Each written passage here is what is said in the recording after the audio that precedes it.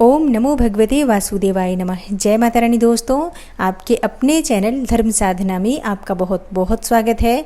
माँ भगवती दुर्गा की कृपा आप और आपके पूरे परिवार पर सदा सर्वदा बनी रहे। दोस्तों, पूर्णिमा तिथि माँ लक्ष्मी को समर्पित होती है और हर महीने में आने वाली पूर्णिमा बहुत महत्वपूर्ण होती है।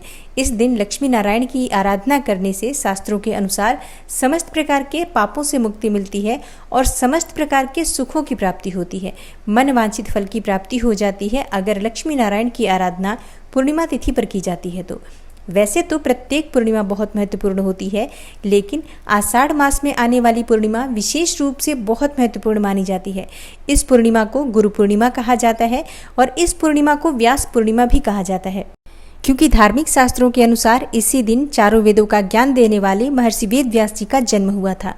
और शिव पुराण के अनुसार महर्षि वेद व्यास जी को भगवान श्री हरि विष्णु का अंशावतार माना जाता है। इसलिए पूर्णिमा तिथि पर विशेष रूप से श्री हरि विष्णु की पूजा आराधना की जाती है। और आषाढ़ मास की पूर्णिमा तिथि पर महर्षि वेद व्यास जी की पूजा की जाती है, क्योंकि सृष्टि के पहले गुरु के रूप में उन्हें माना जाता है। तो आज की वीडियो में मैं आपसे बात करने वाली हूँ कि आषाढ़ मास की पूर्णिमा तिथि कब है, तिथि कब प्रारंभ होगी, कब समाप्त होगी, और जो भक्त पूर्णिमा का व्रत धारण करना चाहते हैं उन्हें व्रत किस दिन धारण करना है, स्नान दान दीप दान कब करना चाहिए, आज हमें कौन से कार्य विशेष रूप से करने चाहिए, गुरु पूर्णिमा है तो विशेष रूप से कौन सा ऐसा कार्य करें जिससे कि गुरुओं का आशीर्वाद हमें प्राप्त हो। तो ये संपूर्ण जानकारी गुरु पूर्णिमा से संबंधित आज की वीडियो में मैं आपसे शेयर करने वाली हूँ। इसलिए वीडियो को पूरा ज़रूर देखिए और अगर आपको आज की वीडियो अच्छी लगे तो लाइक भी ज़रूर कीजिए, शेयर भी ज़रूर कीजिए फैमिली फ्रेंड्स के साथ। और चैनल पर पहली बार आए हैं, अगर अभी तक आपने चैनल को सब्सक्राइब नहीं किया है तो आज की वीडियो अगर आपको अच्छी लगे तो चैनल को सब्सक्राइब ज़रूर कर लीजिए और बेल बटन को भी प्रेस कर लीजिए। तो इससे ये होगा कि इस चैनल पर जो नई वीडियो अपलोड होंगी उनकी नोटिफिकेशन आपको सही समय पर प्राप्त होगी। दोस्तों, बात करें गुरु पूर्णिमा के महत्व के बारे में तो इस दिन अपने गुरु की पूजा की जाती है, क्योंकि शास्त्रों में गुरु का दर्जा भगवान से भी ऊपर माना गया है।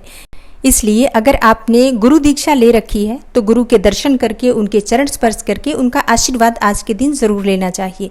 और जो लोग गुरु दीक्षा लेना चाहते हैं उनके लिए भी आज का दिन बहुत श्रेष्ठ है। दोस्तों, जीवन में गुरु का बहुत महत्व होता है। गुरु वो होता है जो हमें जीवन में आगे बढ़ने का रास्ता बताते हैं, क्या सही है क्या गलत है, इन बातों का ज्ञान हमें गुरु से ही प्राप्त होता है। और इस प्रकार से देखें तो संसार में आने के बाद हमारे प्रथम गुरु हमारे माता पिता होते हैं।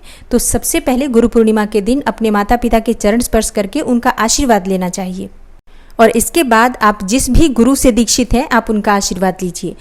और अगर आप ऐसा करते हैं तो ये गुरु पूर्णिमा आपको जीवन की ऊंचाइयों तक लेकर जा सकती है, क्योंकि गुरु पूर्णिमा के दिन गुरु का आशीर्वाद जब हमें प्राप्त होता है तो जीवन में हमें सफलता की प्राप्ति होती है। तो बहुत महत्वपूर्ण होती है गुरु पूर्णिमा। अगर आप दीक्षित हैं तब तो अत्यंत ही श्रेष्ठ है, लेकिन अगर आपने किसी से दीक्षा नहीं ली है, कोई आपके गुरु नहीं है, तो ऐसे में आप अपने इष्ट देवता को ही गुरु मानकर उनकी पूजा कीजिए और अपने इष्ट देवता के मंत्रों का आज आपको जप करना चाहिए। और जिन्होंने दीक्षा ली हुई है उन्हें आज अपने गुरु मंत्र का अधिक से अधिक जप करना चाहिए।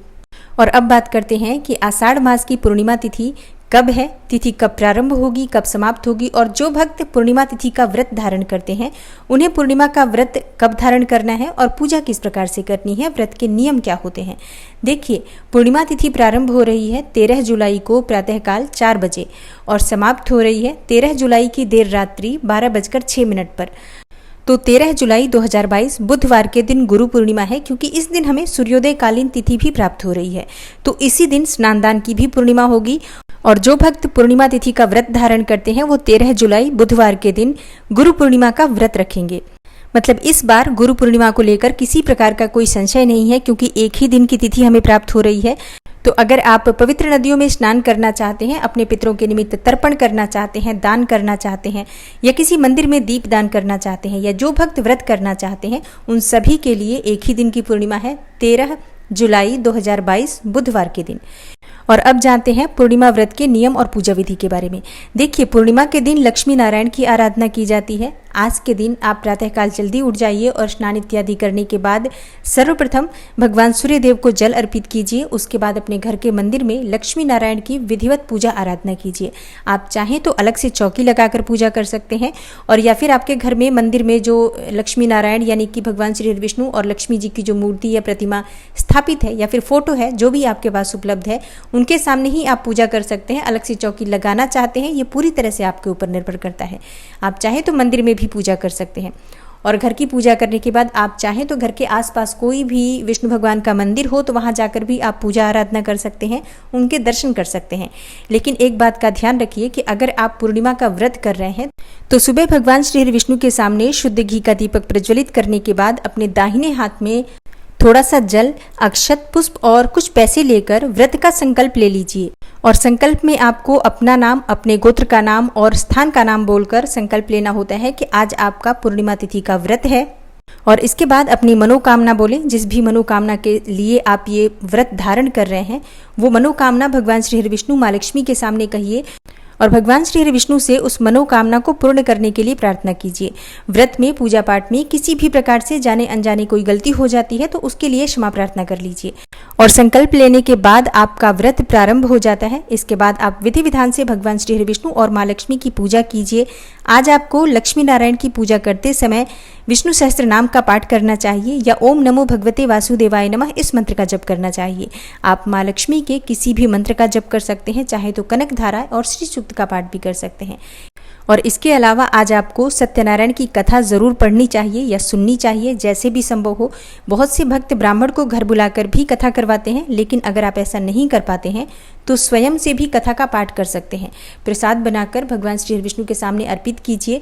फलों का प्रसाद आप बना सकते हैं या फिर जो आटे का चूरमा बनता है, भगवान श्री हरि विष्णु को जो पंजीरी आटे की चढ़ाई जाती है, आप उसका भी प्रसाद बना सकते हैं। और इस प्रकार से सफ़ेद मिठाई, फल और चूरमा बनाकर भगवान श्री हरि विष्णु के सामने अर्पित करें। पंचामृत जरूर बनाना चाहिए। दूध, दही, घी, शहद, शक्कर, इन 5 चीज़ों को मिलाकर पंचामृत बनाकर भगवान श्री हरि विष्णु को अर्पित करें। इसमें तुलसी का पत्ता ज़रूर डालना चाहिए। और सत्यनारायण की कथा का पाठ करने के बाद भगवान की आरती कीजिए और प्रसाद जो है वो भगवान श्री हरि विष्णु को जो आपने अर्पित किया है, इस प्रसाद को अपने परिवार के सभी सदस्यों में वितरित कीजिए। और बहुत से भक्तों का प्रश्न आता है कि सत्यनारायण की कथा का पाठ हमें कब करना चाहिए। देखिए, अगर आपके पास समय हो आप सुबह कर सकते हैं, लेकिन अगर आपके पास सुबह समय ना हो तो आप शाम के समय भी कर सकते हैं।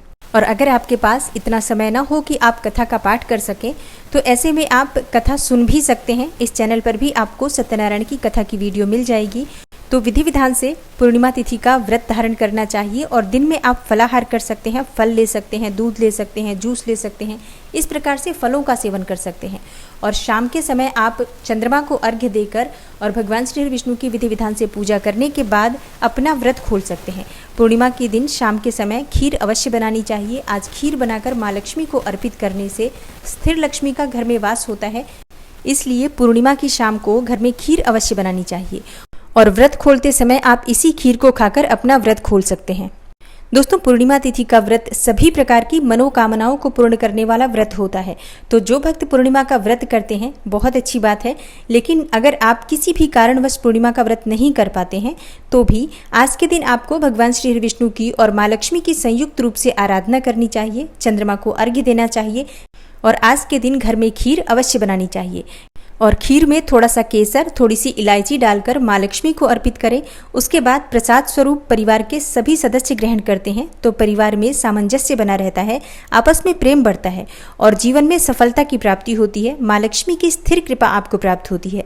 मतलब श्री हरि विष्णु सहित माँ लक्ष्मी का यानी कि गरुड़ वाहिनी लक्ष्मी का वास हो जाता है घर में। पूर्णिमा तिथि पर अगर आप माँ लक्ष्मी को खीर का भोग अर्पित करते हैं तो इसलिए आज खीर अवश्य घर में बननी चाहिए। आप व्रत करें या ना करें, ये उपाय अगर आप नियमित तौर पर हर पूर्णिमा पर करते हैं तो विश्वास कीजिए आपके घर में माँ लक्ष्मी का स्थायी वास अवश्य ही होगा।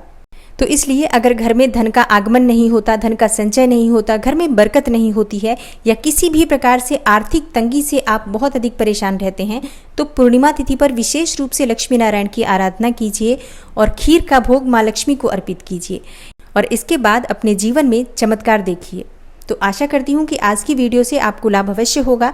अगर आपको आज की वीडियो अच्छी लगी हो, थोड़ी सी भी आपके लिए हेल्पफुल हो तो वीडियो को लाइक ज़रूर कीजिए और शेयर भी ज़रूर कीजिए फैमिली फ्रेंड्स के साथ। चैनल पर पहली बार आए हैं, अगर अभी तक आपने चैनल को सब्सक्राइब नहीं किया है तो आज की वीडियो अगर आपको अच्छी लगे तो चैनल को सब्सक्राइब ज़रूर कर लीजिए और बेल बटन को भी प्रेस कर लीजिए। तो इससे ये होगा कि इस चैनल पर जो नई वीडियो अपलोड होंगी उनकी नोटिफिकेशन आपको सही समय पर प्राप्त होगी।